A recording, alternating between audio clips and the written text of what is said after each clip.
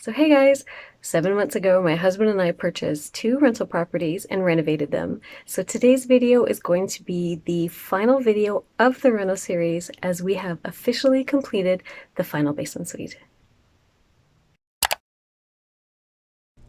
So let's start with the fabulous red carpet that I told you we were going to leave, and we did, and I've steam cleaned it. I think it looks amazing. This is going to be the biggest change because what you're looking at here originally was the laundry room. So there used to be a huge wall right there that had brown paneling.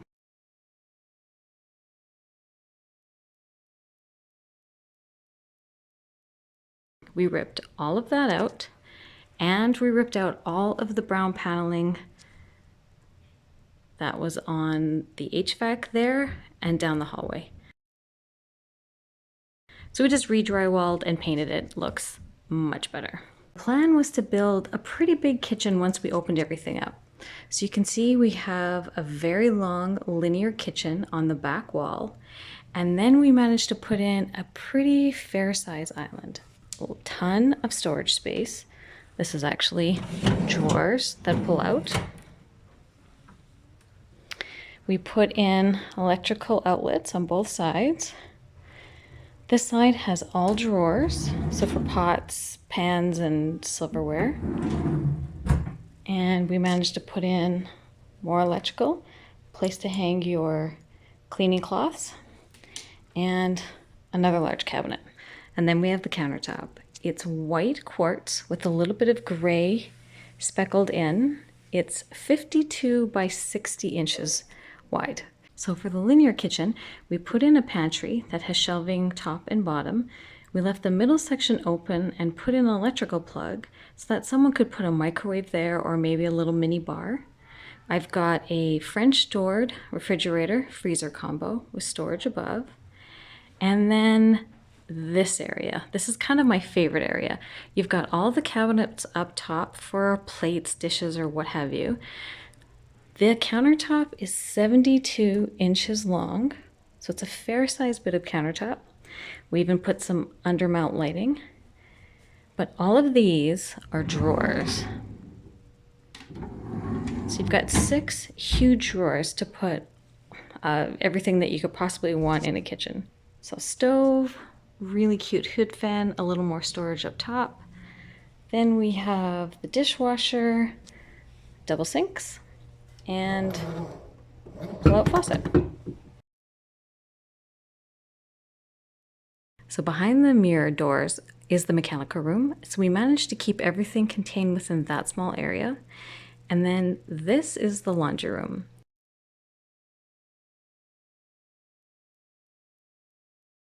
So we had to come up with a door that would give us easy access to the laundry room, yet would be unintrusive to a renter.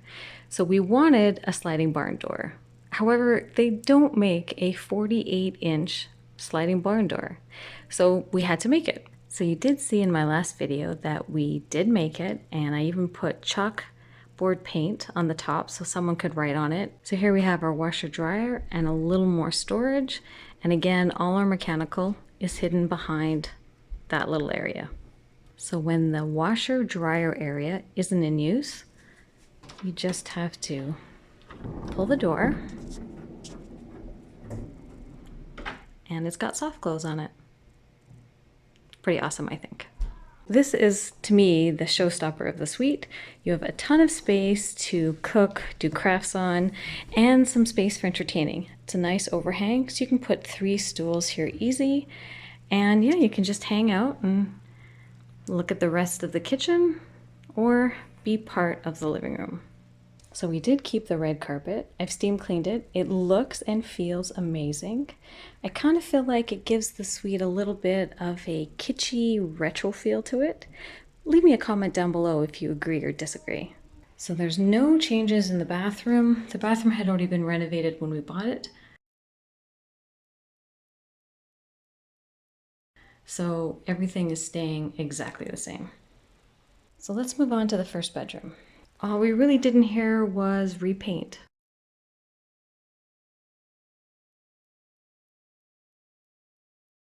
I've painted everything a nice light gray. Some white trim, good sized closet. Yeah, everything just looks nice and clean, bright, and it has two great sized windows that let in a lot of light.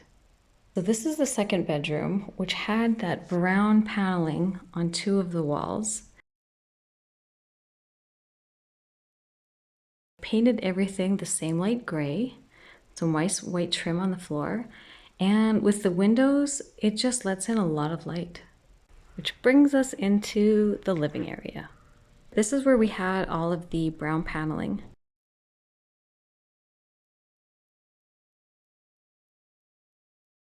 Now we didn't take this off. I ended up just painting it the light gray. Same with the stucco that's on this upper part of the wall area. It was just easier than ripping everything out.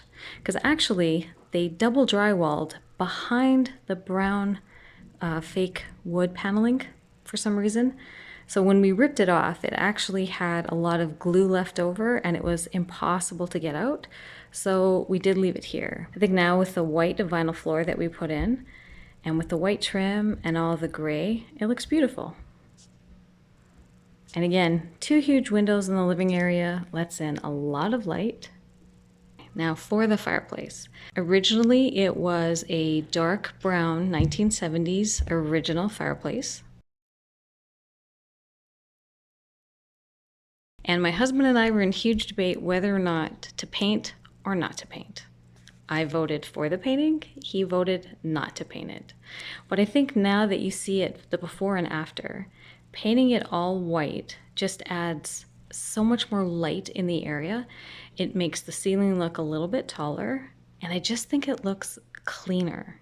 So for the mantle, my brother brought us some barn board from his farm. So I just think people could put their knickknacks on here. It's real wood, so people could attach stockings at Christmas, and it has enough room that you could put a TV on here. And it is a real wood burning fireplace. We did test it out, and it works perfect. I think this is our favorite Reno to date. I think we did a great job of really lightening up the space, making it look homey and airy, and we were able to build the type of kitchen that we wanted. We maxed out every bit of square footage we could to give the most amount of cabinet space, the most amount of counter space, and this island, I think, is our best yet.